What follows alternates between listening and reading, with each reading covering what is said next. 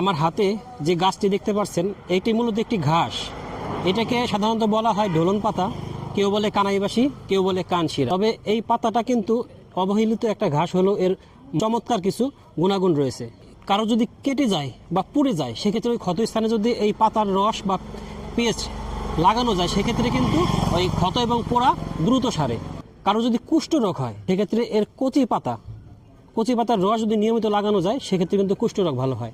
আবার কারো যদি দাউদ একজিমা হয় সেক্ষেত্রে এই পাতার পেস্ট যদি নিয়মিত ব্যবহার করা যায় তাহলে কিন্তু দাউদ একজিমা ভালো হয়। কারো যদি কানে ব্যথা হয় বা কানে ইনফেকশন হয় সেক্ষেত্রে এই পাতার 2 ফোঁটার রস যদি কানে ব্যবহার করা যায় তো এই কানের ব্যথা বা কানের ইনফেকশন উপশম হয়। কাউকে যদি পোকায় কাটে তখন এই পাতার রস বা পেস্ট ওইখানে লাগিয়ে বা প্রলেপ দিয়ে রাখলে পোকায় কাটার যে একটা কষ্ট ব্যথা সেটা কিন্তু উপশম হয়। তার মানে একটা অবহেলিত ঘাস কিন্তু অত্যন্ত উপকারী।